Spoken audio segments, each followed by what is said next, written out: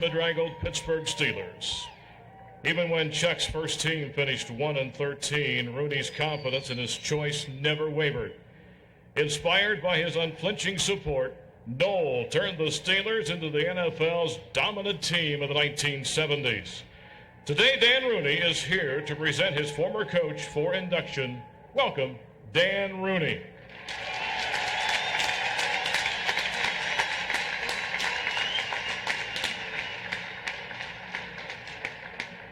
Buenos dias.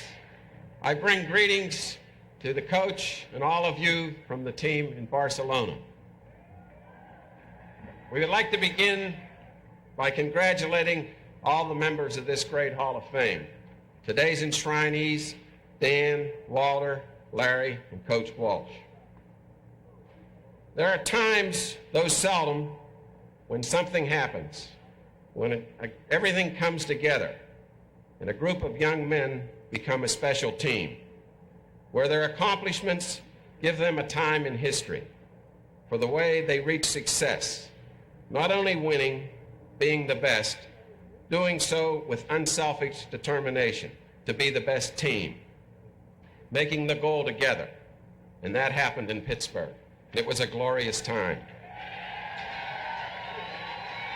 A team begins with leadership. In 1969, a 35-year young coach arrived with commitment and the ideals to be the best. He assembled players with similar ideas, but had to convince them and the entire community to believe the goal was possible, not an easy achievement. The start was rocky, but he never deviated and stuck to the basic. Small victories came, and they began to believe possibly they could be the best. We're not here today to celebrate statistics. The accomplishments speak for themselves. We're here to consider achievement, not just the greatness of winning seasons, 200 victories, or even 4 Super Bowls, or even the greatest teams ever, but the accomplishment of men reaching a level collectively to be the best they could be, men of character, doing the job together. All the people on that team belong here. They all deserve to be enshrined in Canton because he led them to greatness, and they were the best.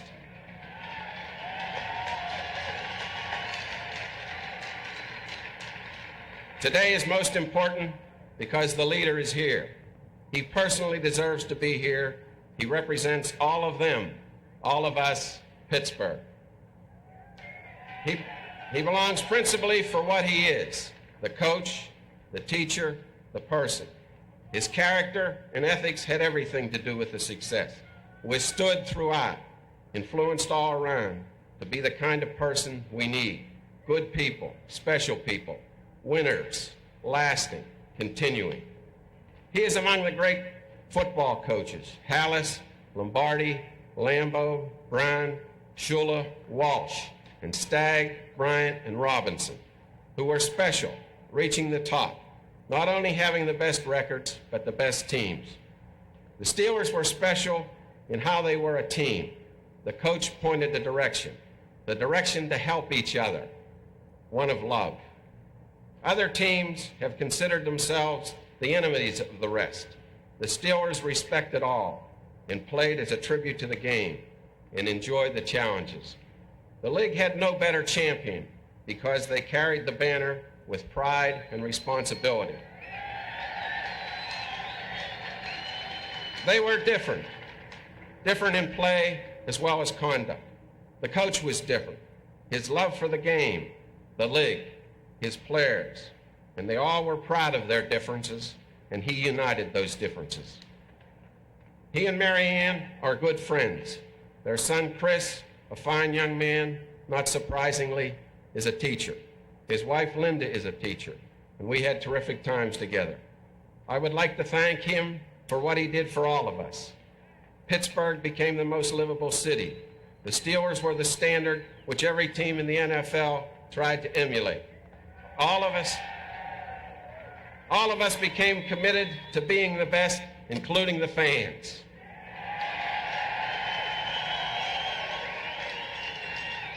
Yes, It was a special time. It was fun when the road to the Super Bowl ended in Pittsburgh. It is my honor to present for induction to the Pro Football Hall of Fame one of the finest men ever to play and coach in the National Football League, Coach Chuck Noll.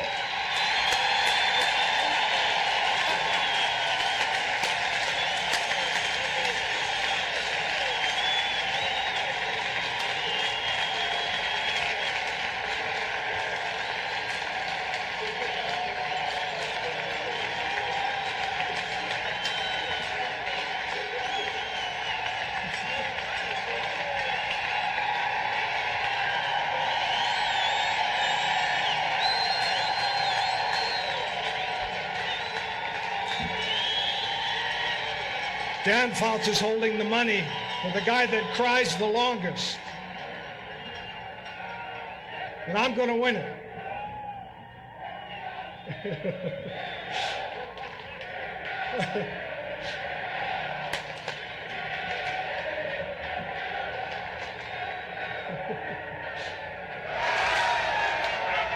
Thank you. Let me tell you, this is the miracle of Canton. All right, the miracle probably because I'm here, for one, not expecting to, but a miracle because I think about a third of Dayton, Ohio is here, right there. All right, half of Cleveland is here, 3/4 of which are my relatives, and I think the rest are the men of Benedictine.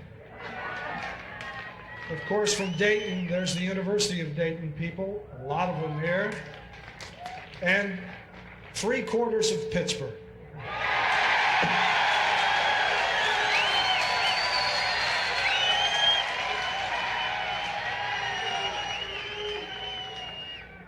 You know, I feel the luckiest guy in the world. Dan Fouts claimed it. I think he's second. The fact that you can get an opportunity, a timely opportunity, that you can put together some teamwork, I think is the thing that you're looking forward to. You know, my background in Cleveland was a great opportunity going to Benedictine High School, which would allow academics and sportsmanship and moral responsibility stay on an equal level with athletics, and I think that's important for young people. Having coaches that helped you be the best you could by teaching you technique and helping you do that. That's something that stayed with me through my career, and it's something I'm eternally grateful for. But coming back to opportunity, being drafted 21st by the Cleveland Browns and coming back to play for Paul Brown was something that was very special to me because times have changed. I think in 1946, I paid 25 cents to sit in the dog pound. They didn't call it that at that time. They allowed high school players, football players, to come in, and for a quarter, you could watch the likes of Lou Groza, Otto Graham, Dante Lavelli, Marion Motley, the guys that are sitting here, Bill Willis, special people. And never had the idea in my mind that I'd be on the field with them, but I was able to do that. That was an opportunity I'll never forget. At the end of that career, I think that was about 1960, there were some gentlemen that started the American Football League. Baron Hilton was one.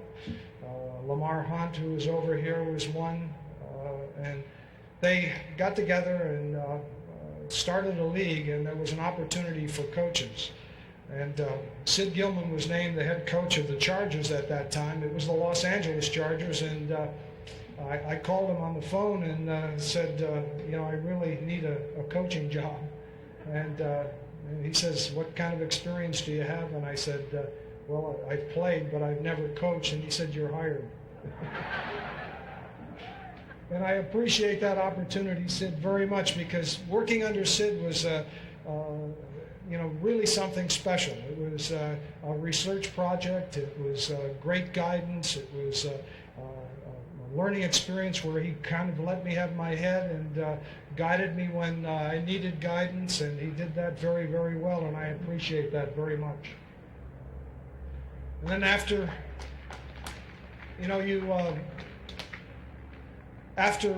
being in the American Football League for a while, there was an opportunity with Don Shula in Baltimore, and again, a timely opportunity, and he hired me and gave me the necessary things to do a job, and I really have to apologize to him for Super Bowl III.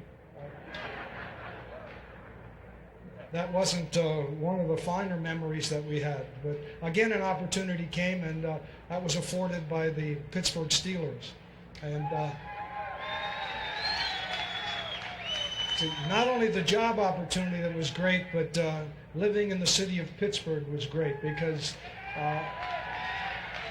one of the things that I've really failed to mention earlier is that atmosphere is a huge thing, it's a big thing. I had atmosphere in high school where you come in and you have the opportunity to grow. We had atmosphere at the University of Dayton. And in Pittsburgh, one of the things that was a real problem when I came there was, I don't want to say a lack of atmosphere, but we trained out in South Park. And if anybody has seen South Park, it was a rather depressing place, it really was.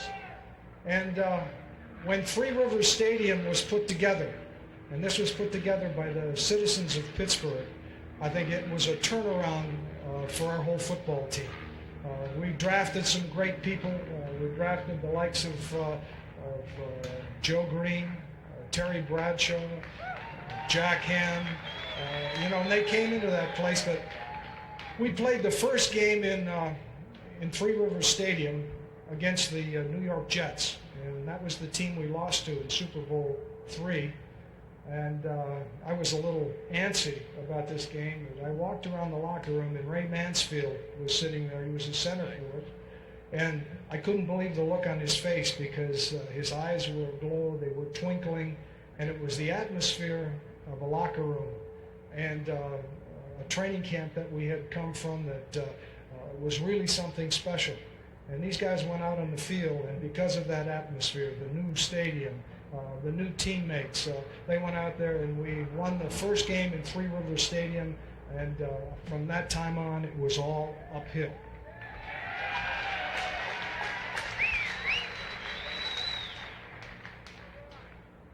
I said you have to be lucky, and I was. We had a lot of people going through this whole thing that I am very grateful to. Grateful to the coaches that I've had, grateful to the players that I've worked with, because one of the great learning situations is trying to teach a player a particular technique or a response, and the feedback that you get from them. And I would be ever grateful and thankful, because the path to some very good things happened because of these people. I said opportunity was important, timely opportunity. But I think the single most important thing that we had, and we had in the Steelers of the 70s, was an ability to work together. It's called teamwork, and it's tough to describe that, to use that word. But the thing that stuck out in my mind is that we had a lot of people that didn't worry about what somebody else did. If someone else was having a tough time on a particular day, they reached down and got it up a little more. They got the thing done. Whatever they had to do, they did to win.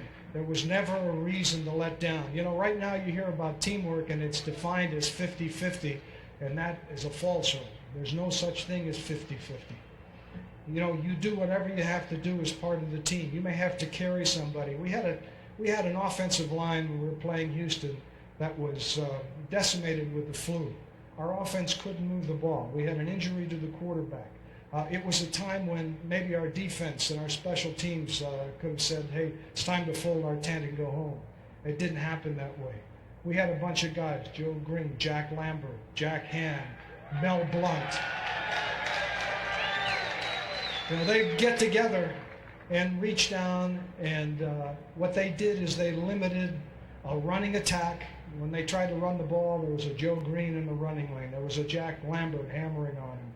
They went back to pass to Rooney, and Joe Green was all over him on the back. L.C. Greenwood. They just took the ball away from him, and we had the ball in scoring territory. We were able to kick field goals. To me, that's teamwork. Another week, the offense carried it while the defense struggled. But that is something that right now in a society of confrontation, we've got male against female. We've got black against white. We've got labor against management in a confrontational thing. Well, the shame of it is some people have made progress through confrontation, but I can't tell you how much you can gain, how much progress you can make by working together as a team, by helping one another. You get much more done that way. And if there's anything the Steelers of the 70s epitomized, I think it's that teamwork. Thank you very much.